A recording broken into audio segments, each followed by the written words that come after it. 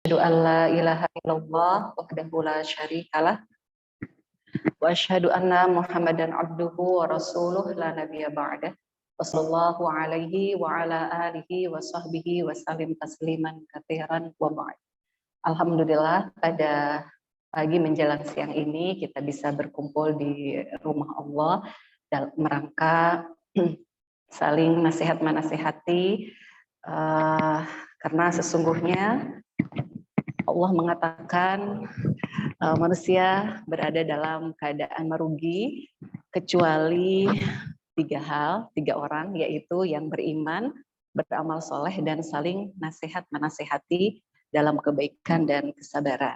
Dan insya Allah pada kesempatan kali ini kita berusaha ingin mengamalkan ayat tersebut, yaitu surat Al-Asri. Mudah-mudahan kita tidak termasuk orang yang merugi itu. Karena insya Allah di sini kita akan saling nasihat menasehati melalui kajian tafsir surat Al-Qalam. Baik, salawat serta salam semoga tetap tercurah limpah kepada junjungan kita Nabi Muhammad SAW. Allahumma sholli wa sallim wa barik alaih, kepada keluarganya, sahabatnya, dan insya Allah kepada kita umatnya yang insya Allah istiqomah di jalannya sampai akhir zaman. Ibu-ibu gimana kabarnya, sehat? Alhamdulillah, perkenalkan ini mungkin pertama kali ya kita bersilaturahim. Nama saya Ipi Hidawati, saya biasa dipanggil Umi Hilya karena anak saya namanya Hilya. Tinggal di Cipari, di samping kantor Lurah Cipari. Aktivitas sehari-hari saya mengajar di pesantren SMP SMA Binaul Ummah di Cipari. Alhamdulillah Neng Ira, Ali ya, waktu itu pernah sempat menjadi anak didik kami di Binaul Ummah.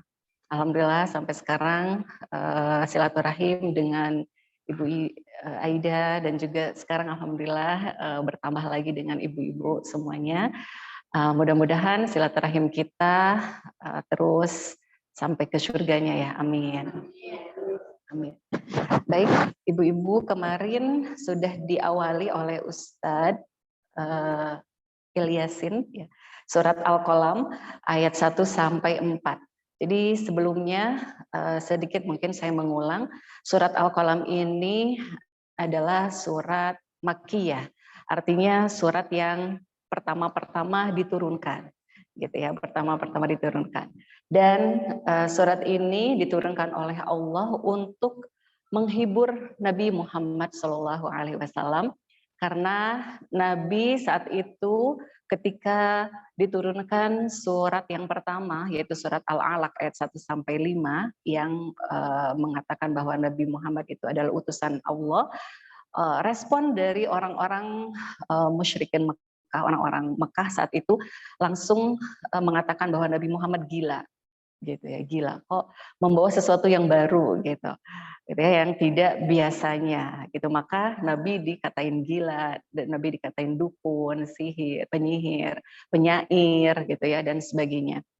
Padahal Nabi sebelumnya dikenal oleh orang-orang Makkah adalah orang-orang al-amin, yang terpercaya, yang sangat baik akhlaknya gitu. Itu membuat psikologis Nabi turun down dan pokoknya sedih banget gitu ketika langsung dikata-katain oleh orang-orang kafir Makkah saat itu dengan perkataan orang gila. Maka turunlah surat ini untuk menghibur gitu ya, untuk menghibur Nabi bahwa Nabi bukan orang gila.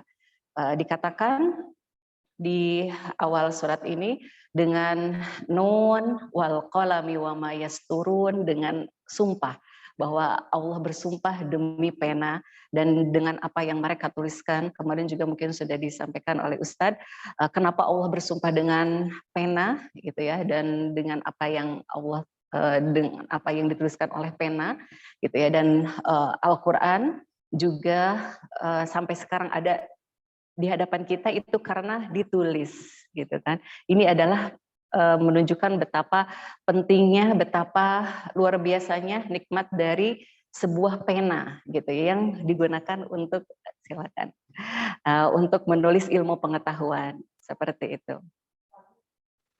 Ya. Mangga Ibu. Iya, waalaikumsalam. Ya.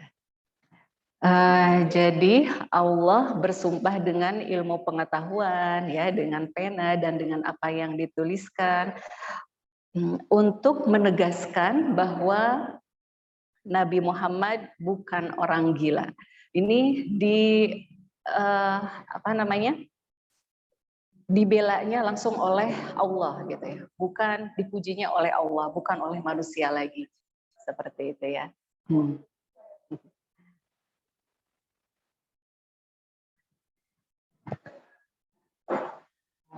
Ya. Iya, nggak apa-apa Ibu. Subhanallah, semangat belajar ya Bu ya. Iya. Baik, jadi diawali ayat surat Al-Qalam ini dengan sumpah yang dengan pena dan apa yang mereka tuliskan atau dengan ilmu pengetahuan bahwa Nabi Muhammad bukanlah orang gila seperti yang dituduhkan oleh orang-orang kafir Quraisy, gitu ya. Ini sebagai bentuk hiburan ataupun penenangan dari Allah agar Nabi Muhammad tidak sedih lagi, gitu ya. Kemudian Allah mengatakan lagi, wa inna lakalla ajran ghairu mamnun, dan sesungguhnya engkau mendapatkan pahala yang besar yang tidak putus-putusnya. Jadi Allah terus menenangkan Nabi Muhammad bahwa engkau adalah orang yang pahalanya sangat banyak. Semua kebaikan, semua ibadah yang dilakukan oleh para sahabat, dari zaman sahabat, kemudian tabi'in gitu ya. Itu semuanya sampai ke kita gitu ya. Semua pahala, semua kebaikan, semua ibadah yang dilakukan oleh umat Islam itu pahalanya mengalir kepada Nabi Muhammad. Jadi Nabi Muhammad adalah orang yang paling banyak pahalanya. Sampai dikatakan oleh Abu Bakar, sampai dikatakan oleh Umar, kalau seandainya imannya Abu Bakar ditimbang dengan imannya umat seluruhnya, niscaya imannya Abu Bakar itu akan lebih besar. Itu iman Abu Bakar baru sedikit dari kebaikan yang Rasulullah ajarkan. Bagaimana dengan Rasulullahnya sendiri? Gitu.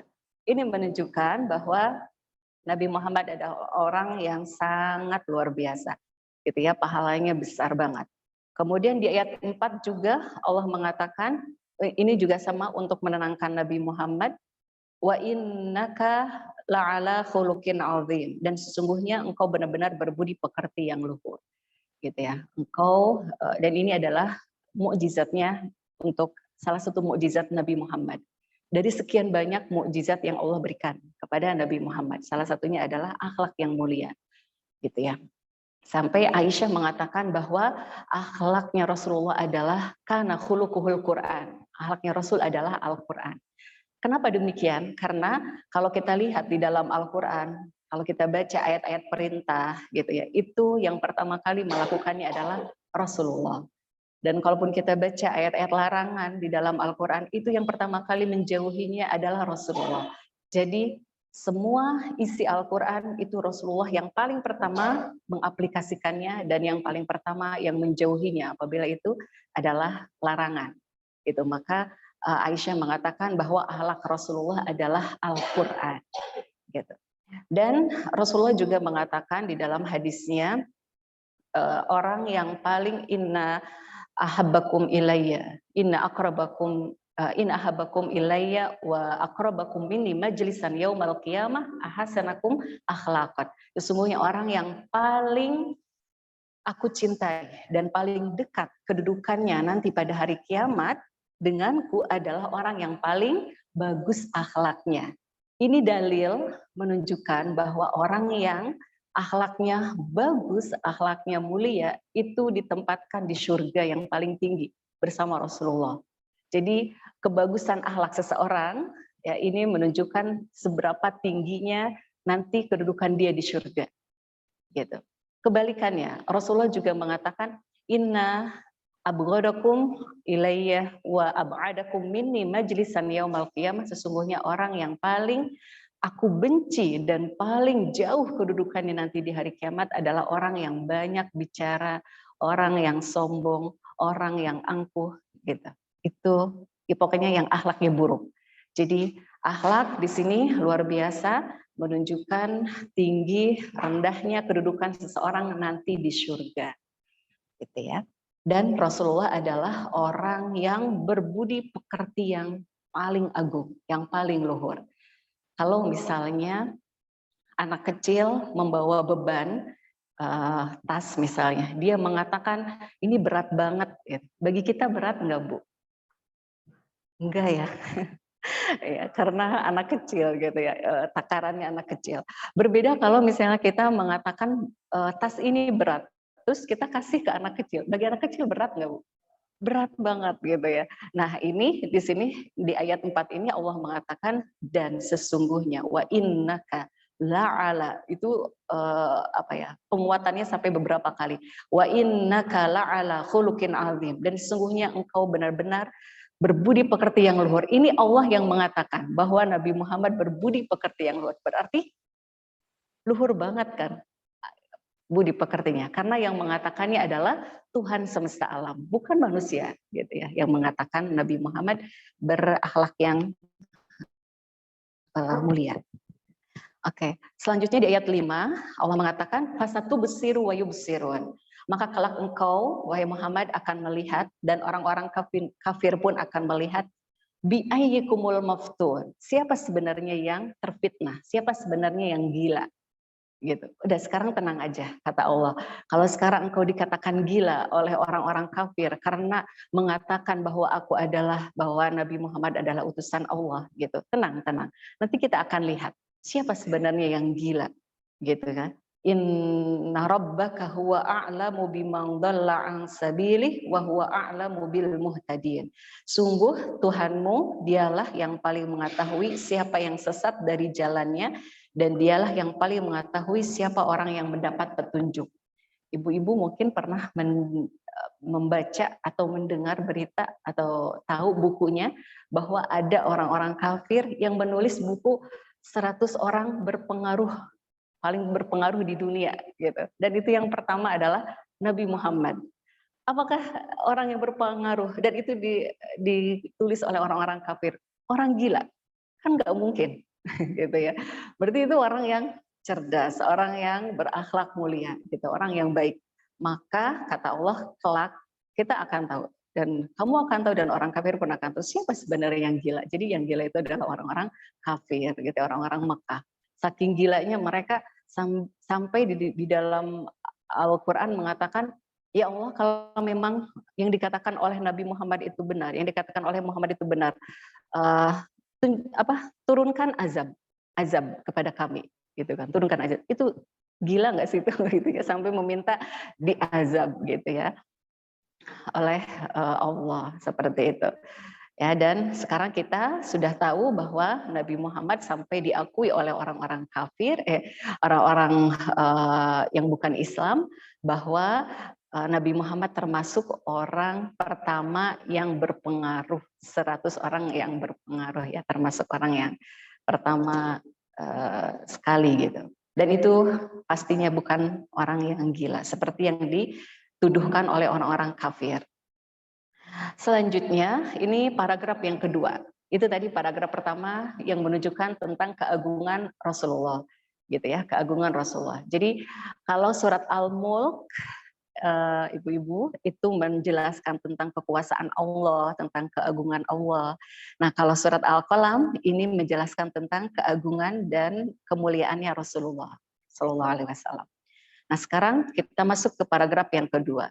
Ini paragraf yang kedua disebutkan di tafsir Al-Qurtubi, banyak menceritakan tentang pemimpin-pemimpin kafir Quraisy gitu ya, yaitu Al-Walid Ibnul Mughirah salah satunya, kemudian Abu Jahal kayak gitu ya. Allah mengatakan fala tuti'il mukadzibin, maka janganlah engkau patuhi orang-orang yang mendustakan ayat-ayat Allah. Jangan engkau patuhi orang-orang yang mendustakan ayat-ayat Allah. Yang seperti apa yang mendustakan ayat-ayat Allah itu? Ayat 9-nya yaitu waddu lautudhinu fayudhinun, yaitu mereka yang menginginkan agar engkau bersikap lunak, maka mereka bersikap lunak pula. Mudahana, bersikap lunak, gitu ya, mudahana. Di sini ibu-ibu ada apa namanya? Ada mudahana, ada mudarot. Mudahana itu adalah kita mengorbankan kepentingan agama demi kepentingan pribadi, demi kepentingan dunia. Misalnya, kita ingin berteman, kita ingin bersosialisasi, tetapi orang yang kita ingin ajak berteman itu dia merokok, misalnya gitu ya, judi, apalagi minum-minuman keras, alkohol, gitu. Kita ingin berteman sama dia, ingin diterima oleh dia, maka kita ikut sikap-sikapnya dia, gitu ya, kayak minum minuman keras, gitu ya, berjudi, merokok, gitu. Biar kitanya diterima oleh teman kita itu. Ini namanya mudahana, tidak boleh. Mudahana itu adalah mengorbankan kepentingan agama untuk kepentingan duniawi, gitu. Itu nggak boleh. Tapi ada kebalikannya, dan ini sangat dianjurkan, yaitu adalah mudaroh. Mudaroh itu adalah kita mengorbankan kepentingan pribadi kita, dunia kita untuk kepentingan agama. Misalnya kita kita ngajakin teman kita diejek, dihina, tapi kita sabar demi biar dakwah tetap berjalan, biar Islam diterima oleh saudara-saudara kita. Itu namanya mudaroh. Tapi kalau di ayat 9 ini namanya mudahana. Mereka menginginkan agar engkau bersikap lunak, maka mereka bersikap lunak pula. Gitu. Jadi mereka menginginkan agar Nabi Muhammad lemah lembut kepada mereka dengan mengiyakan apa yang mereka lakukan, yaitu Nabi Muhammad jangan mencela berhala mereka gitu. Nabi Muhammad jangan berdakwah lagi berdakwah mengajak beriman kepada Allah kayak gitu. Udah biarkan aja menyembah berhala aja gitu. Jangan dilarang. Itu yang mereka inginkan. Itu nggak boleh gitu. Ya itu namanya mudahana. Dan mereka sampai mengatakan, wahai Muhammad, gimana kalau kita bagi waktunya? Seminggu kita menyembah Allah, seminggu lagi engkau menyembah berhala. Sampai kayak gitu. Itu namanya mudahana. Nggak boleh. Kata Allah, lakum dinukum waliyadin. Ya, jadi tidak boleh mengorbankan kepentingan agama untuk kepentingan dunia, gitu ya, untuk kepentingan dunia. Tetapi kalau kebalikannya, mudaroh namanya, kita mengorbankan kepentingan dunia kita untuk kepentingan Islam dan agama, itu boleh. Misalnya kita dicaci maki gitu ya, karena kita mengajarkan Islam, kita sabar, itu namanya mudaroh, itu sangat dianjurkan. Terus kita misalnya berteman gitu ya, sama orang itu ngerokok gitu, ke kita itu sampai ngepulin asap rokoknya gitu ya. Kita sabar sampai kita sakit-sakit karena mengisap rokok itu gitu. Itu mudaroh namanya, itu boleh, itu sangat dianjurkan. Tapi kalau mudahana agar kita diterima gitu kan oleh teman kita, akhirnya kita ikut-ikutan ngerokok, ikut-ikutan ngerumpi, ikut-ikutan gibah kayak gitu. Itu nggak boleh gitu ya, nggak boleh. Itu namanya mudahana.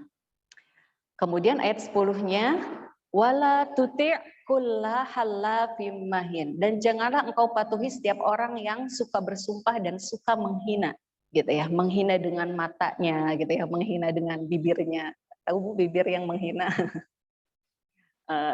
Sudutnya salah satu ke atas atau salah satunya ke bawah, gitu ya, itu yang menghina dengan bibirnya. Kalau menghina dengan matanya, mungkin ya ibu-ibu juga sudah tahu ya, mata yang ramah dengan mata yang penuh dengan kebencian ya, atau yang menghina seperti itu nggak boleh.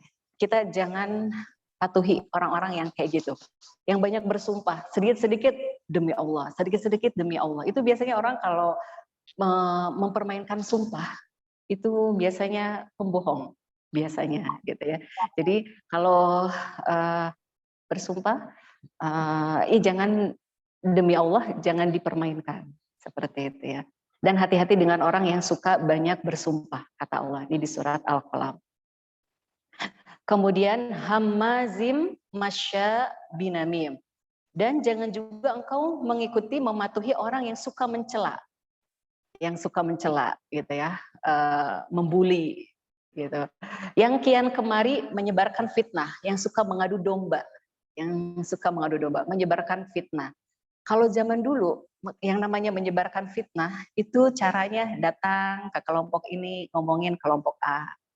Gitu. Nanti datang ke kelompok A, ngomongin kelompok B. Akhirnya terjadi perpecahan antara si A dan si B. Gitu. Kalau dulu. Jadi berjalan ke sana kemari. Kalau sekarang, karena ya media sosial udah sangat luar biasa ya, masuk ke kampung-kampung. Jadi sekarang caranya adalah untuk menyebarkan fitnah atau mengadu domba, upload gitu ya, tulisan ini gitu ya, atau video klip, dibikin klip gitu kan, akhirnya satu sama lain saling berantem kayak gitu ya, kelompok A dengan kelompok B, seperti itu ya. Sekarang itu akhlak yang sangat tercela, itu nggak boleh gitu ya, mengadu domba, membuat orang berseteru, membuat orang berpecah, membuat orang berantem, itu tidak boleh gitu ya, mengadu domba, apalagi mengadu domba keluarga, aduh itu luar biasa ya, nggak boleh. Kemudian selanjutnya kita juga, kata Allah, tidak boleh mengikuti atau mematuhi orang yang manna'il lil khair, yang merintangi segala yang baik, yang mencegah orang berbuat baik. Misalnya teman kita mau sedekah 10.000, jangan banyak-banyak, 5.000 aja misalnya. Nggak boleh ya Bu. Itu manna'il lil khair. Nggak boleh merintangi, nggak boleh mematuhi orang yang suka merintangi orang berbuat baik. Gitu. Kayak gitu ya. Kemudian ya gitu contohnya ya. Jadi itu tidak boleh. Kalau di sini diceritakan yang dimaksud adalah Al-Walid ibnul Mughirah. Al-Walid ibnul Mughirah ini salah satu pemimpin Quraisy yang diberikan oleh Allah kenikmatan yang sangat banyak. Dia setiap kali hajian dia memberikan infak sedekahnya sampai 20.000 dinar. Kalau sekarang di dinar di Abu Dhabi Dubai itu harganya 4.000, 3.500 gitu ya. Itu kalau dikalikan mungkin 600-an juta gitu ya, satu kali berinfak. Sampai siapa nih, Al-Walid ibnul Mughirah ketika hajian, dan itu dia baiknya hanya ketika hajian saja, hanya ketika musim haji saja gitu. Jadi ketika musim haji dilarang semua jemaah haji untuk masak, tidak boleh masak, harus datang ke rumahnya. Kalau mau makan datang ke rumahnya, gitu. Ini Al-Walid ibnul Mughirah. Tetapi setelah selesai hajian dia kikir banget, gitu, kikir banget. Tidak satu dinar pun dia keluarkan, gitu ya. Ini disebutkan oleh Allah, makanya dia disebutnya manna'ilil khair, gitu. Yang suka merintangi segala yang baik. Gitu, karena dia baiknya hanya di musim haji saja. Selain di musim haji dia pelit, gitu ya. Si Al-Walid ibnul Mughirah ini. Kemudian mu'tadin athim, yang melampaui batas dan banyak dosanya kepada Allah, gitu ya, menyepelekan maksiat, menyepelekan dosa. Selain itu jangan juga kalian yang ayat 13-nya utulim ba'da dzalika zanim, yang bertabiat kasar, yang keras kepala gitu ya, tidak boleh diikutin. Yang keras kepala gitu ya, yang tidak ramah kayak gitu. Kemudian zanim, terkenal kejahatannya. Kalau misalnya masalah provokasi, serahin ke dia misalnya gitu. Jadi dia itu terkenal dengan provokatornya gitu ya. Nah, ini nggak boleh memiliki sikap top dalam kejahatan. Paling jahat dalam hal provokasi.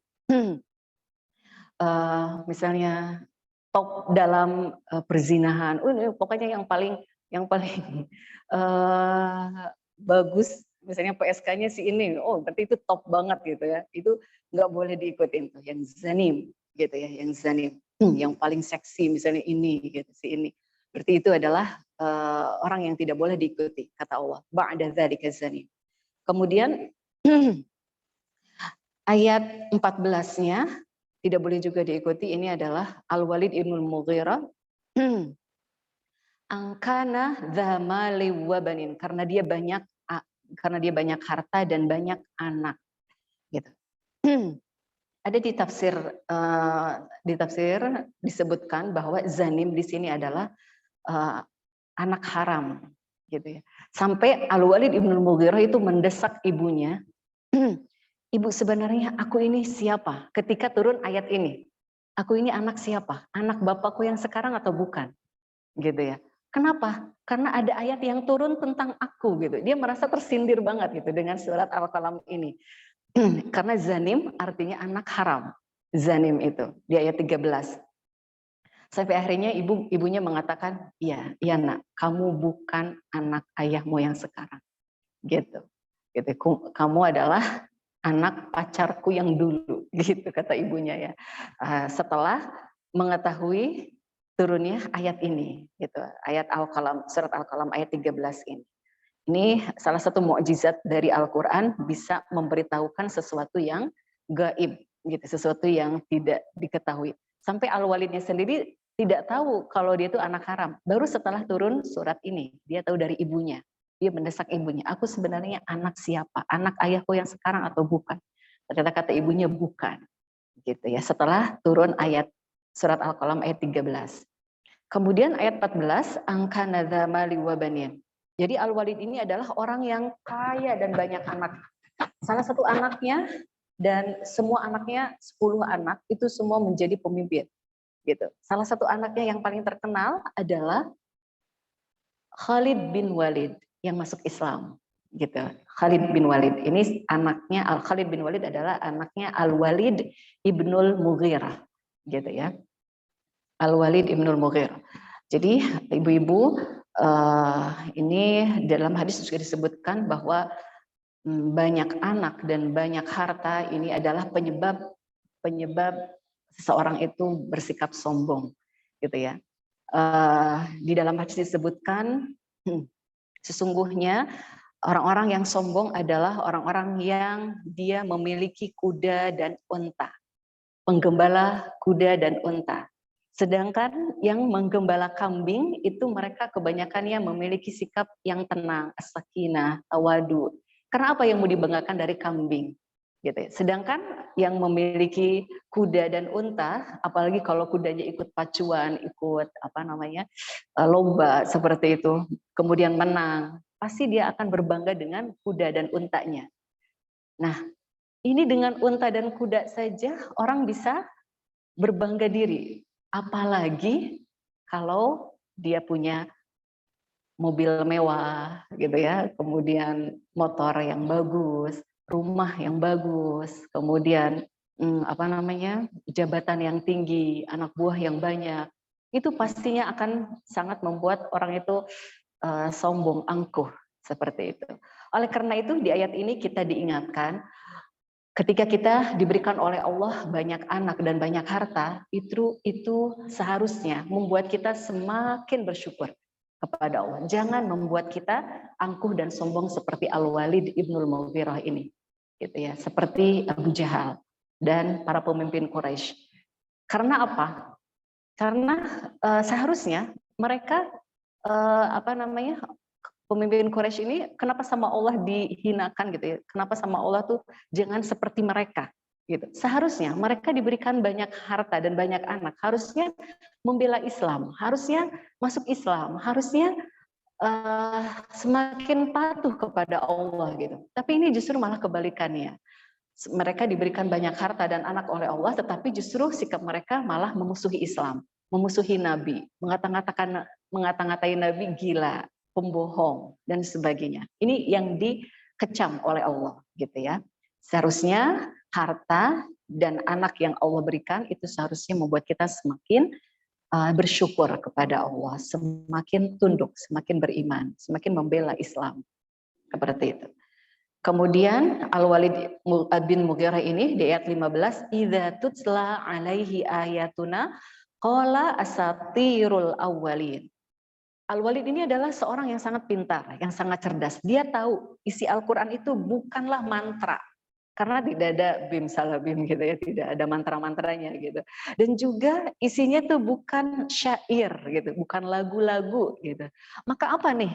kata-kata apa nih yang tepat untuk disampaikan kepada Nabi Muhammad gitu. Maka Al-Walid mengatakan bahwa Al-Quran itu adalah dongeng orang-orang terdahulu, kata Al-Walid.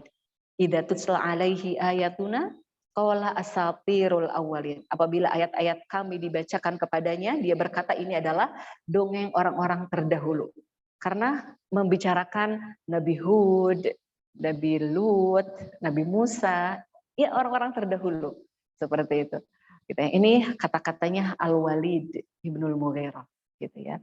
Jadi kata Allah, orang-orang seperti ini di ayat 16-nya sanasimuhu alal khurtum. Kelak dia akan kami beri tanda pada belalainya. Khurtum di sini adalah hidungnya gajah, gitu. Kenapa Allah mengatakan khurtum? Ini ungkapan dalam bahasa Indonesia juga yang namanya hidung itu ungkapan yang kurang bagus ya, hidung belang gitu ya, hidung belang. Nah di Arab juga sama Bu. Jadi khurtum hidung di sini untuk mengungkapkan sifat yang kurang bagus gitu. Kelak kami akan memberi tanda pada belalainya. Jadi disebutin di dalam hadis bahwa Al-Walid Ibnul Mughirah ketika perang Badar hidungnya memang tercabik-cabik gitu. Dan nanti pada hari kiamat Allah akan memberikan tanda pada muka orang-orang yang memusuhi Islam, itu muka yang buruk, wajah yang buruk. Seperti itu. Jadi kata Allah, sanasimuhu alal khurtum, kalau kami akan beri tanda pada belalainya, pada hidungnya, pada mukanya. Orang-orang yang nggak baik, itu kan, makanya segala sesuatu orang itu dilihat dari mukanya dulu ya. Gitu. Jadi kalau baik, ya wajahnya juga terlihatnya baik. Tapi kalau orang itu perangainya buruk, wajahnya juga buruk. Gitu. Jadi kata Allah, orang yang buruk tadi, gitu ya, dari ayat 8 sampai 16 sampai 15 itu sikap-sikap yang buruk itu kelak akan kami beri tanda pada mukanya, pada hidungnya, kayak gitu ya. Ini paragraf yang kedua. Sekarang kita masuk ke paragraf yang ketiga. Paragraf yang ketiga adalah dari ayat 17 sampai 33. Ini menceritakan tentang Ashabul Jannah, tentang kisah para pemilik kebun. Disebutkan para pemilik kebun ini adalah anak-anak yang yang diwarisi kebun yang sangat lebat oleh orang tuanya, tetapi orang tuanya sudah meninggal. Kebiasaan orang tuanya dulu ketika masih hidup itu selalu menyisihkan sebagian dari hasil perkebunannya untuk diberikan kepada fakir miskin. Tetapi anaknya tidak demikian. Anaknya pelit, gitu ya, tidak mau memberikan hasil dari tanaman kebunnya untuk orang miskin, tidak mau. Gitu. Diceritakan inna balaunahum kama balauna ashabal jannah id aqsamu layasrimunnaha musbihin. Ayat 17. Sesungguhnya kami telah menguji kaum musyrikin Mekah sebagaimana kami telah menguji para pemilik kebun ketika mereka bersumpah bahwa mereka sungguh-sungguh akan memetik hasilnya di pagi hari. Jadi mereka merasa yakin bahwa besok itu mereka akan panen gitu ya. Karena melihat mungkin padinya atau gandumnya atau buah-buahannya sudah sangat ranum gitu ya, siap untuk dipetik gitu. Akan tetapi di ayat 18 wala yastathnun. Mereka tidak mengucapkan insya Allah gitu. Jadi ini pelajaran banget ya Bu. Mengucapkan insya Allah harus kita selalu ucapkan dalam segala keadaan gitu. Ucapkan dengan izin Allah. Jangan mendahului kehendak Allah. Inilah nanti akan kita lihat bagaimana akibatnya orang yang terlalu pede gitu, orang yang terlalu yakin dengan ininya ya, dengan keyakinannya, dengan sikapnya gitu ya, tanpa melibatkan Allah gitu ya. Kata Allah wala yastathnun, mereka tidak mengucapkan insya Allah. Ada juga yang mengatakan tidak mengecualikan, maksudnya mereka terlalu yakin akan mengambil semua hasil panennya tanpa tidak menyisihkan gitu ya, sebagian dari hasil panennya untuk orang-orang miskin kayak gitu. Maka di ayat 19, fatofa 'alaiha ta'ifum mir rabbika wa hum naimun. Fatofa, maka kebun itu diliputi malapetaka, gitu. Yang datang dari Tuhanmu ketika mereka sedang tidur. Belum diambil panennya, gitu ya. Belum panen besoknya. Malamnya mereka kebunnya udah dilahap api. Disebutkan dalam hadis itu kebakaran sampai hitam, gitu. Kebunnya sampai hitam. Disebutkan di ayat yang lain, awa amina ahlul qura ayatiyahum ba'suna bayata wa hum naimun. Apakah penduduk suatu negeri itu merasa aman dengan azab Allah? Padahal Allah bisa saja mengazabnya ketika mereka tidur, gitu. Padahal Allah bisa saja mengazabnya ketika mereka sedang bermain, gitu. Bayata wa hum yal'abun, wa hum naimun, wa hum yal'abun. Gitu ya. Jadi azab Allah akan datang kepada kita kapanpun, baik kita sedang main-main maupun ketika sedang tidur, gitu ya. Jadi ini yang dilakukan oleh Allah kepada para pemilik kebun. Mereka sedang tidur, kebunnya sudah Allah hanguskan. Jadi mereka pelitnya itu baru niat dan baru musyawarah, belum dilakukan, Allah sudah musnahkan kebunnya. Ini betapa sangat buruknya sikap pelit, gitu. Nggak boleh pelit, nggak boleh pelit. Ya. Kemudian di ayat 20, faas bahat kasarim, maka jadilah kebun itu hitam seperti malam yang gelap gulita, gitu ya. Kebakaran kayak gimana Bu ya? Masih gelap gitu, hitam. Fatana dawu musbihin. Ini di lain keadaan, ini kebunnya udah satu keadaan, kebunnya sudah hancur. Di keadaan yang lain, fatana dawu musbihin, ayat 21. Mereka memanggil di pagi hari. Ayo, pagi-pagi banget, sebelum subuh kita harus sudah ke kebun, harus sudah memetik ininya gitu ya, memetik panennya. Jangan sampai diketahui oleh orang miskin. Anigdu ala harfikum in kuntum sharimin, ayat 22. Pergilah di waktu pagi ini ke kebunmu jika kamu hendak memetik buahnya, gitu ya. Pagi-pagi banget, sebelum subuh, jangan sampai ketahuan, gitu kan. Fantalaku wa hum yatakhafatun, ayat 23. Maka pergilah mereka saling berbisik-bisik. Allah yadkhulannahal yauma 'alaikum miskin, 24. Pada hari ini jangan ada seorang miskin pun masuk ke dalam kebun, gitu ya. Sampai kayak gitu mereka pelitnya. Wagadau ala harding qadirin, dan berangkatlah mereka di pagi hari dengan niat menghalangi orang-orang miskin, padahal mereka mampu menolongnya, gitu ya. Masya Allah ya, disebutkan di Al-Quran di surat Al-Baqarah bahwa pelit itu fahisyah, perbuatan yang sangat keji. Ya'idukum syaitan, ya'idukum syaitan bil fahsya wa ya'murukum. Ya. Jadi pelit itu adalah kekejian, gitu. Sedangkan Allah akan memberikan kekayaan, gitu ya. Dan pelit itu bisikan setan. Intinya pelit itu adalah bisikan setan yang mengajak kepada perbuatan keji, gitu ya. Tidak boleh. Padahal berapa persen sih gitu ya yang dimakan oleh fakir miskin, gitu kan? Kan hanya sebagian saja. Allah juga tidak menyuruh kita untuk menginfakkan semua, tidak, gitu kan? Tetapi sebagian saja, sebagian dari harta, gitu. Kasihkan, gitu. Kasihkan kepada fakir miskin. Tapi ini mereka benar-benar pelit, tidak sedikit pun. Tidak mau dikasihkan. Akhirnya sama Allah dibinasakan semua kebunnya. Falamma, ayat 26, falamma ro'auha qalu inna ladhalun. Tatkala mereka melihat kebun itu, mereka berkata, sesungguhnya kita benar-benar orang yang sesat. Jadi disebutkan, kita salah jalan nih, bukan ini kebun kita. Kok jadi gini sih gitu kebunnya gitu. Jadi mereka menganggap salah jalan gitu ya, karena kebunnya tidak seperti yang mereka lihat kemarin gitu. Bal nahnu mahrumun. Lalu di ayat 27 ada orang yang sadar, benar ini kebun kita gitu ya, tetapi Allah menghalangi kita dari memperoleh hasilnya, gitu ya. Memperoleh hasilnya. Kemudian ayat 28-nya qala ausatuhum alam aqul lakum laula tusabbihun.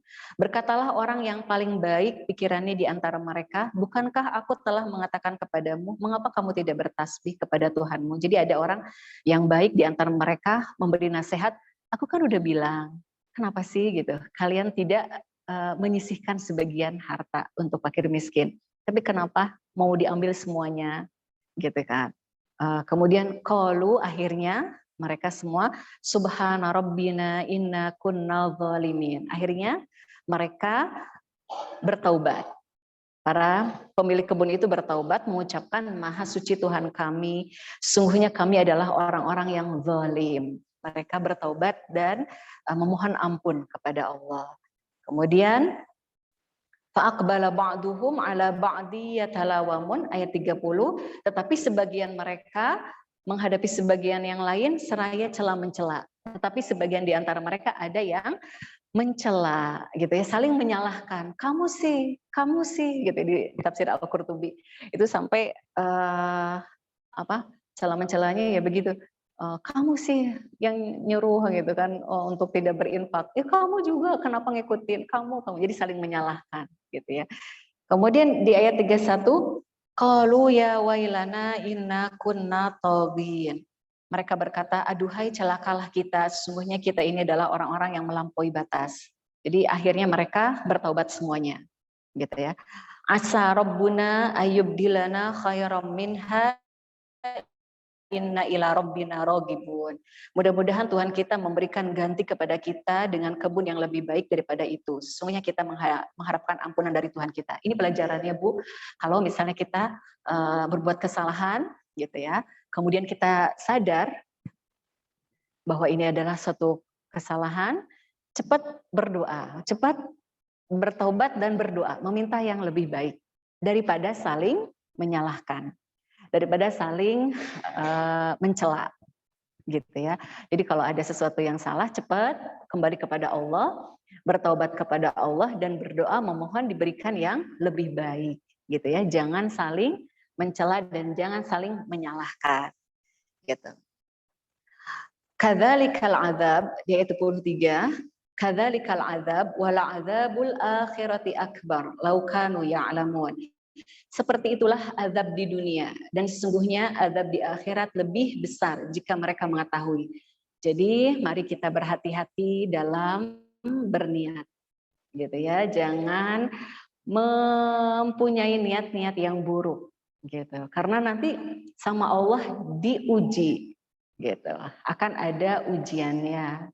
Seperti itu. Apalagi dalam bersikap ini para pemilik kebun mereka baru berniat dan baru bermusyawarah malamnya gitu ya, bahwa mereka tidak akan memberi gitu kepada fakir miskin sebagaimana yang dilakukan oleh ayah mereka gitu. Tetapi gitu ya, karena itu adalah perbuatan buruk, akhirnya sama Allah mereka sama sekali tidak merasakan atau tidak mengalami panen gitu ya, tidak mendapatkan hasil panen. Gitu, itu karena sikap atau niat yang buruk gitu ya Bu. Jadi hati-hati dalam berniat, hati-hati dalam bersikap. Apapun gitu ya, perbuatan buruk meskipun belum dilakukan tetap dosa gitu ya. Meskipun belum dilakukan tetap dosa. Apalagi ini orangnya sudah berniat dan bermusyawarah gitu. Udah ada actionnya gitu ya, udah ada actionnya. Jadi mari kita miliki hati yang selalu baik dan sikap yang baik juga gitu ya, agar Allah tidak menguji gitu ya atas keburukan itu gitu, atas niat-niat yang buruk itu. Karena sesungguhnya kata Allah itulah azab di dunia. Nanti di akhirat lebih besar lagi gitu ya dari sikap ataupun niat buruk yang kita miliki atau yang kita lakukan gitu ya Bu. Dan ini apa kaitannya, apa wajhul musyabihah ataupun persamaannya? Kan tadi di ayat 17 Allah mengatakan kami menguji orang-orang musyrik Mekah, inna balawnahum kama balawna ashabal jannah. Sesungguhnya kami telah menguji orang-orang musyrik Mekah sebagaimana kami telah menguji para pemilik kebun. Ini sama-sama dua-duanya, baik para pemilik kebun maupun para orang-orang kafir Mekah, musyrik Mekah, sama-sama sama Allah diberikan nikmat yang sangat banyak. pemilik kebun diberikan kebun yang sangat rindang, yang sangat bagus gitu ya, hasil panennya banyak dan sebagainya gitu. Kemudian kaum musyrikin juga diberikan harta, kemudian diberikan anak yang sangat banyak juga gitu kan oleh Allah, sama-sama diberikan harta, sama-sama diberikan nikmat oleh Allah, tetapi sama-sama mereka tidak mensyukuri. Gitu ya. Para pemilik kebun tidak mensyukurinya, yaitu tidak mau berbagi kepada kaum fakir miskin. Tapi kalau kaum kafir Mekah, mereka diberikan harta banyak, anak yang banyak, tidak digunakan untuk menolong agamanya Allah. Malah justru menghina Nabi, gitu kan? Malah justru mencaci maki Nabi, tidak mendukung Islam, gitu ya, tidak masuk Islam, kayak gitu. Malah mereka memerangi, gitu kan? Memerangi Islam seperti itu. Kata Allah, diancam kadzalikal adzab. Mereka kaum kafir Quraisy dikalahkan oleh Allah di perang Badar gitu. Di perang Badar mereka kalah, mengalami kekalahan yang luar biasa. Kaum kafir jumlahnya 1.000 melawan kaum muslimin yang hanya 300 gitu. Itu 300 mengalahkan 1.000 orang.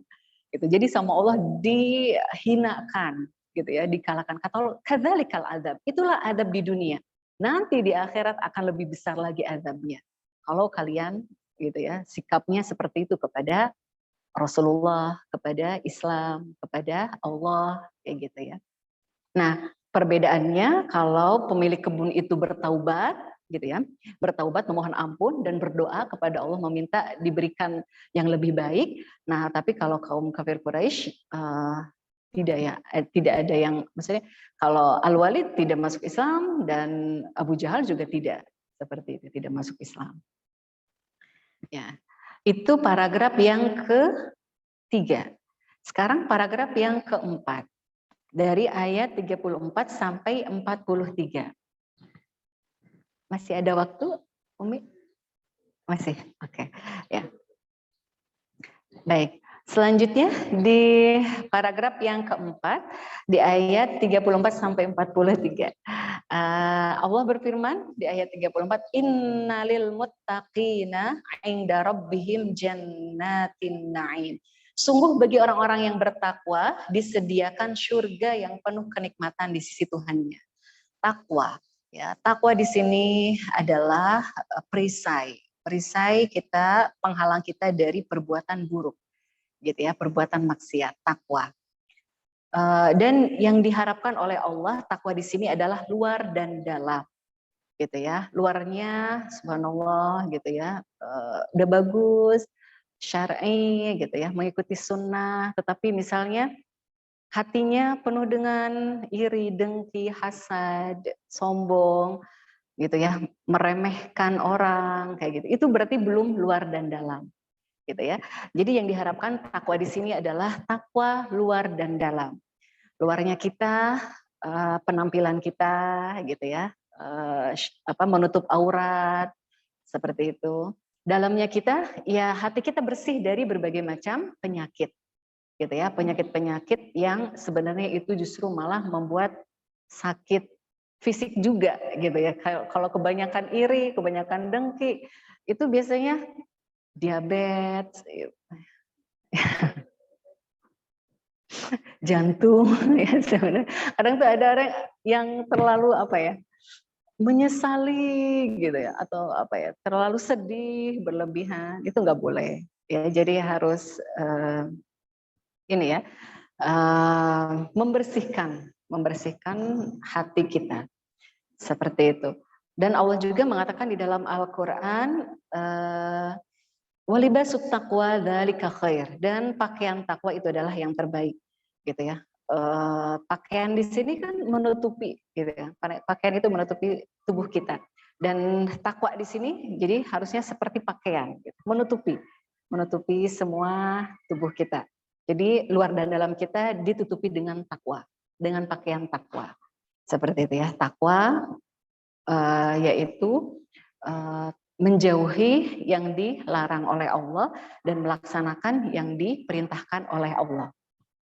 Bagi orang-orang yang bertakwa ini, kata Allah, disediakan surga yang penuh kenikmatan, gitu ya. Ibu-ibu bisa dicek di YouTube, gitu ya. Misalnya hotel termahal di dunia misalnya gitu. Itu pernah saya ngecek ada di Swiss, Bu. Di Swiss itu satu malamnya 1,1 miliar. Seharga Alphard ya, Bu ya. Dan memang ternyata luar biasa itu ininya apa namanya fasilitasnya terbaik di dunia gitu. Dari kasurnya, dari makanannya, ya, dari pemandangannya, ternyata itu menghadap ke danau yang luar biasa indah, gitu ya. Kemudian kacanya anti peluru, gitu ya. Itu pesawat-pesawat dunia banyak yang tidur di situ, ya seperti Bill Gates, gitu ya. Ya, nah itu kita menyaksikan di dunia saja gitu ya fasilitas hotel-hotel termahal itu luar biasa, memanjakan banget gitu ya, memanjakan orang yang masuk ke dalamnya gitu ya. Apalagi nanti di surga, karena surga itu adalah kata Rasulullah sesuatu yang tidak bisa terpikirkan. Kalau sekarang kita bisa memikirkan, kalau kita sekarang bisa searching hotel termahal gitu, dan kita bisa ikut merasakan, oh ternyata kayak gitu gitu. Nanti di surga kenikmatannya tidak bisa terbayangkan gitu, saking indah dan nikmatnya gitu. Dan itu Allah berikan kepada orang-orang yang bertakwa tadi gitu ya, yang bisa menutupi tubuhnya baik luar dan dalam dengan pakaian takwa gitu ya. Yang bisa jadi mungkin matanya bertakwa, tetapi lisannya misalnya gitu ya, senang banget ngomongin orang kayak gitu ya. Atau bisa jadi lisannya bertakwa, tetapi mungkin telinganya senang banget gitu kalau ada orang yang lagi ngomongin orang tuh apa gimana gimana kepo gitu ya. Senang banget gitu. Nah itu berarti belum bertakwa gitu ya telinganya. Jadi kita usahakan takwa ini adalah luar dan dalam agar Allah memberikan kenikmatan surga kepada kita gitu ya. Ibu-ibu silakan searching deh. Jangankan di luar negeri, di Swiss tadi saya sampaikan. Kadang kita ke Palutungan ya, makan di Bubulak. Bukan endorse ya, bukan. Itu melihat pemandangan Kuningan gitu ya Allah indah banget gitu sambil makan liwet padahal gitu ya. Itu udah nyaman, udah enak luar biasa. Apalagi nanti di surga gitu ya Bu ya. Itu kenikmatannya tidak bisa dibayangkan dari sekarang gitu ya. Jadi kenikmatannya luar biasa. Nanti itu akan diberikan Allah untuk orang-orang yang bisa selama di dunianya menutupi tubuhnya dengan pakaian takwa. Ya, semuanya dari luar dan dalam. Kemudian di ayat 35 Allah mengatakan, "Afanaj'alul muslimina kal mujrimin?" Apakah patut kami memperlakukan orang-orang Islam itu seperti orang-orang yang berdosa, orang-orang yang kafir? Ini hati-hati Bu ya, karena sekarang ini digembor-gemborkan atas nama toleransi, atas nama liberalisasi. Orang liberal itu mengatakan bahwa semua agama sama gitu. Ini banyak digaungkan oleh orang-orang liberal, gitu ya. Semua agama sama, semua agama mengajarkan kebaikan. Jadi semuanya akan masuk surga, katanya gitu. Ini sama Allah dibantah di surat Al-Qalam. Afanaj'alul muslimina kal mujrimin? Apakah pantas bagi kami memperlakukan orang Islam sama dengan orang kafir, orang yang menyembah Allah sama dengan yang menyembah berhala, orang yang menyembah Allah sama dengan yang menyembah Nabi Isa disembah, misalnya gitu ya. Atau sama dengan orang yang menyembah kuburan, sama dengan orang yang menyembah dukun, sama dengan orang yang menyembah jin, gitu kan? Apakah pantas, kata Allah, kami memperlakukan orang Islam dengan orang non-Muslim? Tidak, kata Allah, tidak pantas. Dan ini orang-orang kafir itu seperti itu. Kamu Muhammad akan masuk surga, kami pun akan masuk surga juga, katanya gitu.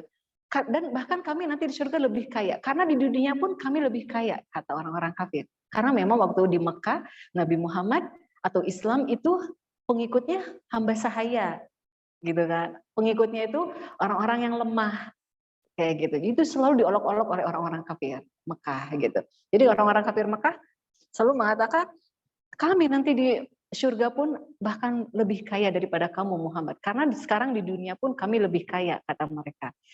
dibantah oleh Allah, apa naj'alul muslimina kal mujrimin malakum kaifa tahkumun, di ayat 36. Mengapa kamu berbuat demikian? Bagaimana kamu mengambil keputusan? Kenapa kamu punya pikiran bahwa kamu nanti akan masuk surga juga? Gitu. Apa yang kamu pikirkan? Di ayat 37, am lakum kitabun fihi tadrusun, atau apakah kamu mempunyai kitab yang diturunkan oleh Allah yang kamu pelajari? Memangnya kamu punya kitab yang di dalamnya itu dituliskan bahwa kamu nanti masuk surga? Ayat 38, innalakum fihi lama takhayyarun, sesungguhnya kamu dapat memilih apa saja yang ada di dalamnya, gitu ya. Memangnya kamu diberikan kitab oleh Allah, kitab suci, yang di dalamnya kamu bisa memilih, gitu ya, hukum. Meskipun tidak beriman kepada Allah tetap masuk surga, gitu ya. Punya nggak kitab kayak gitu, kata Allah. Am lakum aimanun alaimana balighatun ila yaumil qiyamah innalakum lama tahkumun. Atau apakah kamu memperoleh janji-janji yang diperkuat dengan sumpah dari kami yang tetap berlaku sampai hari kiamat, bahwa kamu dapat mengambil keputusan sekandakmu? Memangnya kamu dapat janji dari aku, kata Allah, gitu, bahwa kamu nanti akan masuk surga? Terus dicecer sama Allah, gitu ya. Ini ayat-ayatnya. Kemudian ayat 40 juga sama, salhum ayyuhum bidzalika za'im. Tanyakan, wahai orang kafir Quraisy, kepada mereka, tanyakan wahai Muhammad kepada mereka, siapakah di antara mereka yang bertanggung jawab terhadap keputusan yang diambil itu? Tanyakan gitu. Siapa yang bertanggung jawab, wahai Muhammad, kepada orang-orang kafir Quraisy yang bertanggung jawab bahwa mereka nanti akan masuk surga? Siapa? 41-nya amlahum syuraka falyatu bisyurakaihim in kanu shadiqin. Atau apakah mereka mempunyai sekutu-sekutu? Kalau begitu hendaklah mereka mendatangkan sekutu-sekutunya jika mereka orang-orang yang benar. Mereka punya saksi, mereka punya pembela, gitu. Datangkan coba pembela mereka. Kalau mereka orang-orang yang benar, kalau mereka nanti benar akan masuk surga, gitu ya. Kemudian ini menunjukkan bahwa tidak sama ya Bu antara orang Islam dengan non-Muslim. Tidak akan sama orang Muslim akan masuk surga, non-Muslim tidak. Gitu. Tidak sama antara yang tauhid dengan yang musyrik. Itu tidak sama. Gitu ya. Hanya yang menyembah Allah saja yang nanti akan masuk surga. Gitu. Sedangkan yang menyembah selain Allah itu bukan di surga tempatnya. Gitu. Ini buktinya, ini dalilnya, ini penguatnya, ini bantahannya dari Allah di surat Al-Qalam. Kemudian yauma yukshafu an saq wa yud'auna ila sujudi fala yastati'un. Ingatlah pada hari ketika betis disingkapkan dan mereka diseru untuk bersujud, maka mereka tidak mampu. Gitu ya. Nah, ayat 42 ini menunjukkan bahwa yauma yukshafu an saq, hari ketika betis disingkapkan, ini menunjukkan situasi yang sangat genting, gitu ya, hari kiamat. Jadi kalau di kita sing-singkan lengan baju misalnya gitu ya, sing-singkan lengan baju itu kan menunjukkan situasinya tidak aman gitu ya, tidak nyaman. Nah kalau dalam bahasa Arab yauma yukshafu an saq, jadi ketika betis disingkapkan itu menunjukkan situasinya sangat genting, itu pada hari kiamat. Pada hari kiamat nanti orang-orang akan diseru untuk bersujud, tetapi mereka tidak mampu. Disebutkan di dalam hadis, punggung mereka bagaikan besi, gitu. Jadi tidak bisa untuk sujud ke depan. Jadi mereka malah kejedang gitu, ke belakang gitu. Karena saking tidak bisanya untuk bersujud. Kenapa? Karena mereka dulu di dunia disuruh untuk sholat, disuruh untuk menyembah Allah, mereka tidak mau, gitu. Khasyiatan absaruhum tarhaquhum dhillah wa qad kanu yud'auna ila sujudi wa hum salimun. Pandangan mereka tertunduk ke bawah, diliputi kehinaan, dan sungguh dahulu di dunia mereka telah diseru untuk bersujud di waktu mereka sehat tetapi mereka tidak melakukannya, gitu ya. Nih, mari kita pelajarannya, mari kita selagi sehat, ya selagi diberikan kemampuan oleh Allah untuk bersujud, untuk banyak sholat, gitu ya, bisa meletakkan kening kita di sejadah, di sujud, itu ada kenikmatan tersendiri, gitu ya. Mari kita perbanyak sholat, gitu ya, mari kita perbanyak sujud berdoa kepada Allah dalam sujud-sujud kita yang panjang kayak gitu. Jadi sholatnya jangan cepet-cepet gitu ya. Gunakan waktu kita sedang sholat itu sebagai kesempatan kita untuk mendekat kepada Allah gitu. Banyak berdoa, banyak bertaubat gitu ya, banyak bersimpuh, banyak menundukkan diri gitu. Karena nanti ada saat kita tidak bisa melakukannya gitu. Ada saat seperti itu. Ya. Entah itu karena kesehatan atau apapun gitu ya. Ataupun nanti pada hari kiamat kita disuruh oleh Allah untuk sujud, tetapi ternyata punggung kita dikeraskan oleh Allah gitu ya. Sampai akhirnya kita tidak bisa untuk melakukannya. Gitu. Naudzubillahi min dzalik. Baik, itu yang keempat. Sekarang yang terakhir, dilanjutkan saja sampai akhir. Ya, sampai di akhir kan. Enggak apa-apa. Terakhir, diakhirkan saja, diselesaikan maksudnya sampai ayat 52. Ini terakhir. Bab terakhir. Di bab terakhir ini, di paragraf terakhir, dimulai dari ayat 44, Allah mengatakan, "Fadharni wa may yukadzibu bihadzal hadits sanastadrijuhum min haitsu la ya'lamun." Maka serahkanlah wahai Muhammad kepadaku urusan orang-orang yang mendustakan Al-Qur'an. Orang-orang yang tidak percaya kepada Al-Qur'an, serahkan kepadaku. Tentang Al-Walid ibnul Mughirah, tentang Abu Jahal, serahkan kepadaku. Udah kamu konsentrasi dakwah saja gitu. Serahkan mereka kepadaku. Orang-orang yang mendustakan Al-Qur'an, orang-orang yang tidak beriman kepada Al-Qur'an, serahkan kepadaku, kata Allah. Jadi Bu, kalau ada orang yang menzalimi kita, kita tidak bisa meluruskannya gitu ya, mengingatkannya. Nggak usah pusing. Serahkan saja sama Allah. Gitu ya. Nanti ini juga nanti Allah yang mengurusnya, nanti Allah yang membalasnya. Gitu ya, yang membalasnya. Kata Allah, sanastadrijuhum min haitsu la ya'lamun. Kelak kami akan menarik mereka dengan berangsur-angsur ke arah kebinasaan. Dari arah yang tidak mereka ketahui. Istidraj. Ibu pernah mendengar istidraj? Istidraj itu orang terus-terusan dikasih kenikmatan oleh Allah, tetapi sesungguhnya itu untuk menjatuhkan dia. Gitu. Jadi jangan iri ya Bu, ketika ada orang yang, ih kok makin kaya ya dia gitu, tetapi sholatnya nggak pernah. Gitu ya.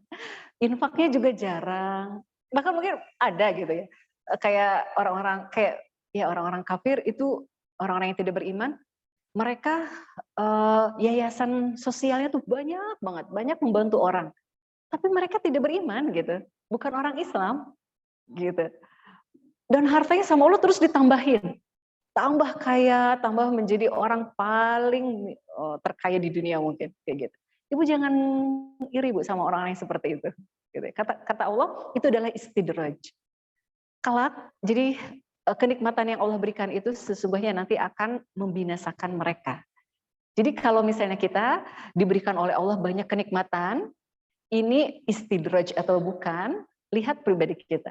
Kalau semakin dikasih harta kita semakin bersyukur, semakin banyak berinfaknya juga, berarti itu adalah benar-benar anugerah dari Allah. Bukan istidraj gitu ya. Tetapi kalau misalnya kita dikasih banyak kenikmatan, justru malah membuat kita tuh makin lupa, makin nggak mau ke majelis taklim gitu ya, makin aku udah punya banyak kata udahlah gitu, nggak usah banyak berdoa lah gitu ya, udah nggak usah banyak sholat misalnya. Itu berarti istidraj. Hati-hati, sedikit demi sedikit aku akan tarik mereka dengan berangsur-angsur ke arah kebinasaan tanpa mereka ketahui gitu. Ya, jadi hati-hati ya Bu. Ini pelajarannya, istidraj namanya. Kata Allah, wa umli lahum.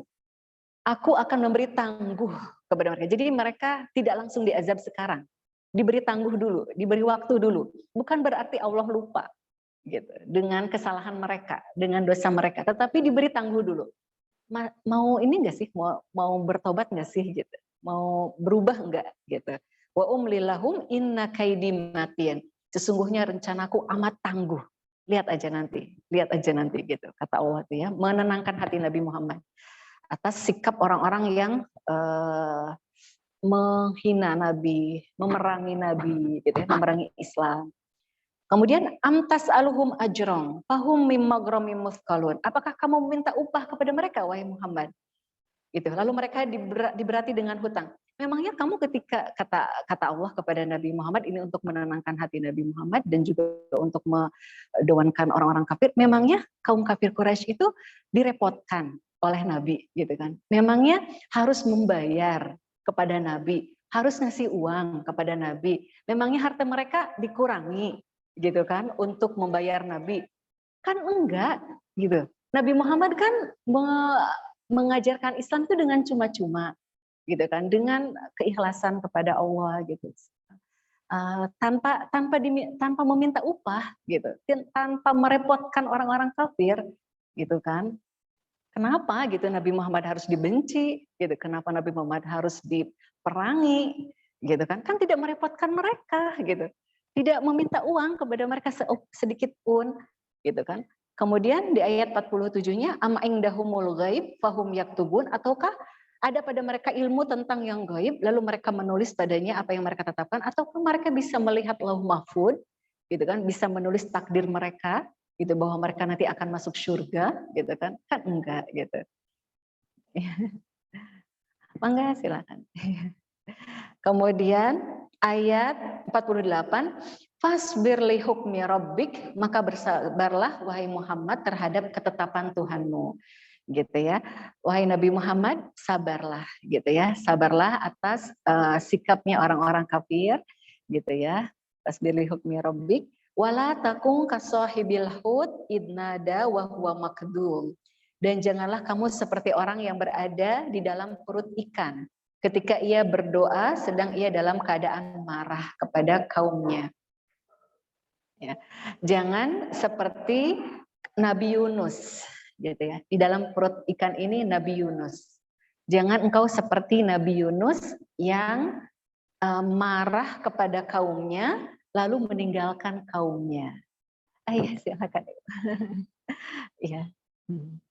Ya, jadi ini ceritanya Nabi Yunus berdakwah kepada kaumnya gitu ya, entah seperti apa perbuatan kaumnya sehingga membuat Nabi marah gitu ya. Yang jelas kita tahu bahwa para nabi itu silakan Ibu, bahwa para nabi itu adalah orang-orang yang paling sabar, paling super sabarnya. Tetapi kita nggak tahu ya ini sikap kaum itu seperti apa gitu sampai membuat Nabi Yunus tidak sabar sehingga Nabi Yunus meninggalkan mereka gitu. Nah, meninggalkan mereka kemudian naik ke kapal gitu kan.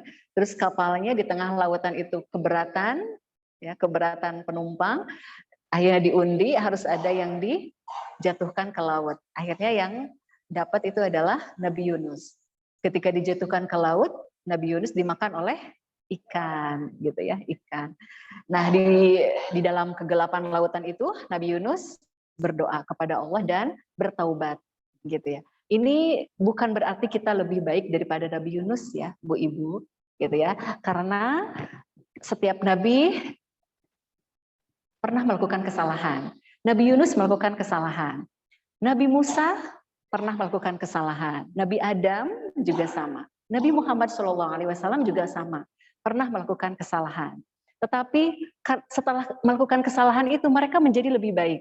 Dan kita pun melihat di antara kita mungkin gitu ya. Dia menjadi orang yang lebih baik lagi setelah melakukan kesalahan. Karena dia kembali kepada Allah. Dan Allah menerima taubatnya. Akhirnya Allah membimbing langkahnya. Dan Nabi Yunus pun seperti itu. Jadi ketika kita membaca ini bukan berarti kita lebih baik gitu ya dari Nabi Yunus. Laula antadarakahu ni'matum mir rabbih lanubidza bil ara wa huwa madmum. Kalau sekiranya ia tidak segera mendapat nikmat dari Tuhannya, benar-benar ia dicampakkan ke tanah tandus dalam keadaan tercela. Jadi sampai di dalam hadis disebutkan kalau Nabi Yunus tidak berdoa dan tidak bertaubat kepada Allah, niscaya Nabi Yunus akan terus berada di dalam gelapnya perut ikan sampai hari kiamat. Gitu ya. Ibu-ibu hafal doanya Nabi Yunus? Ya, la ilaha illa anta subhanaka inni kuntu minadh dhalimin. Ini bagus sekali dijadikan wirid ya Bu. Karena berkat doa ini, Allah akhirnya mengampuni dosa Nabi Yunus dan mengeluarkan Nabi Yunus dari perut ikan. Gitu. Jadi laula antadarakahu ni'matum min rabbih lanubidza bil ara wa huwa madmum. Kalau sekiranya Nabi Yunus tidak segera mendapat nikmat dari Tuhannya, benar-benar ia dicampakkan ke tanah tandus dalam keadaan tercela. Ada juga yang mengatakan itu Nabi Yunus akan terus berada di dalam perut ikan sampai hari kiamat. Kayak gitu. Kemudian di ayat 50, fajtabahu rabbuhu faja'alahu minas shalihin. Lalu Tuhannya memilihnya dan menjadikannya termasuk orang-orang yang soleh. Yaitu setelah Nabi Yunus melakukan kesalahan gitu ya. Jadi akhirnya Allah memilih Nabi dan menjadikannya termasuk orang Nabi Yunus, memilih Nabi Yunus dan menjadikannya orang-orang yang soleh gitu ya. Jadi kita nggak usah sedih ketika pernah melakukan kesalahan. Justru nabi-nabi menjadi lebih baik lagi setelah mereka melakukan kesalahan karena mereka kembali kepada Allah, gitu ya. Kemudian ayat 51. Wa iyyakadul ladzina kafaru la yuzlikunaka bi absarihim lamma sami'u dzikr wa yaquluna innahu lamajnun. Dan sesungguhnya orang-orang kafir itu benar-benar hampir menggelincirkan kamu dengan pandangan mereka tatkala mereka mendengar Al-Quran dan mereka berkata sesungguhnya ia Muhammad benar-benar orang yang gila. Jadi di zaman Nabi Muhammad, di orang-orang kafir Quraisy itu ada orang yang ain, penyakit ain. Ibu pernah mendengar ya penyakit ain? Ya itu pandangan mata yang jahat banget. Hanya dengan melihat itu orang bisa sakit. Dilihat oleh orang itu gitu, orang-orang yang jahat itu. Di zaman Nabi juga ada orang yang kayak gitu, orang kafir, orang Quraisy ada yang pandangan matanya sangat jahat gitu. Unta yang sangat bagus gitu ya, dilihat sama orang itu mati gitu. Jadi mati. Gitu. Akhirnya para pemimpin Quraisy datang ke orang itu, ke orang yang matanya jahat itu. Coba ain Muhammad katanya. Ain Muhammad. Tapi Nabi Muhammad dilindungi oleh Allah ya dengan bacaan-bacaan al-ma'thurat itu Bu. Gitu ya, bacaan-bacaan al-ma'thurat. Kemudian ada lagi satu bacaan yang bisa menangkal penyakit ain. Ibu tahu bacaan apa? Masya Allah, la haula wa la quwata illa billah. Allahumma sholli ala Muhammad wa ala ali Muhammad. Itu penangkal dari penyakit ain. Ya, bismillahi masya Allah, la haula wa la quwata illa billah. La haula wa la quwata illa billahil aliyil azim. Allahumma sholli ala Muhammad wa ala ali Muhammad. Jadikan wirid, Bu. Insya Allah itu bisa menangkal penyakit ain. Melihat anak kita, masya Allah, la haula wa la quwata illa billah, la haula wa la quwata illa billahil azim. Allahumma sholli ala Muhammad wa ala ali Muhammad. Biar terhindar dari penyakit ain, gitu ya. Suami kita juga sama sebelum berangkat, gitu, atau pas datang, masya Allah, la haula wa la quwata illa billah, seperti itu. Orang-orang yang kita cintai, cucu ya, cucu kita. Saya juga sudah punya cucu, alhamdulillah. Ya. Baik.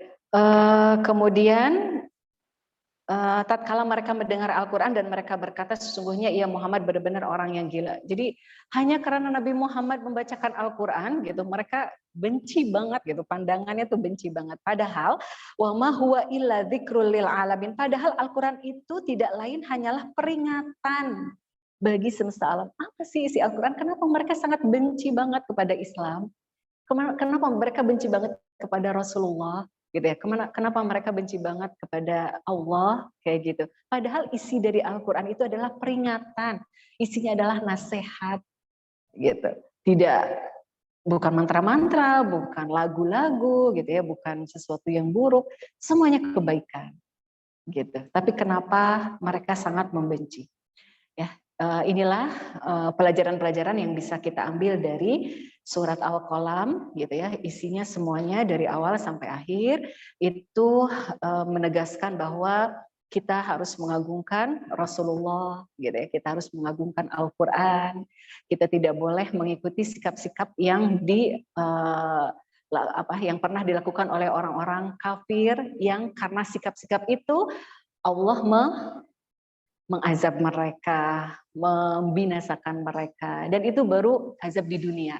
Nanti azab di akhirat lebih besar lagi, gitu ya. Dan juga kita disuruh untuk sabar, gitu ya, untuk sabar seperti jangan seperti Nabi Yunus yang tidak sabar kepada kaumnya, meninggalkan kaumnya. Kita misalnya ke anak kita suka gitu ya, saya juga pernah. Karena kita udah dibilangin beberapa kali sih sama Umi, nggak boleh gini ya, ini misalnya gitu. Harus sabar. Hujan ya? Ya oke. Harus sabar dalam menasehati anak kita, dalam menasehati orang atau anak didik kita gitu ya. Jangan tergesa-gesa, jangan bosan, jangan mengatakan udah berapa kali diingetin, udah berapa kali. Harus sabar, selalu diingetin gitu. Selalu mengingatkan. Jangan seperti Nabi Yunus. Gitu. Nah, bukan berarti di sini jangan seperti Nabi Yunus, bukan berarti kita lebih baik daripada Nabi Yunus ya Bu, gitu ya. Seperti itu. Tadi sudah dijelaskan, setiap nabi pernah melakukan kesalahan. Baik, terima kasih atas segala perhatiannya. Yang benar datangnya dari Allah, yang salah datang dari saya pribadi. Mohon maaf. Usikum wa nafsi bitaqwallah. Wassalamualaikum warahmatullahi wabarakatuh.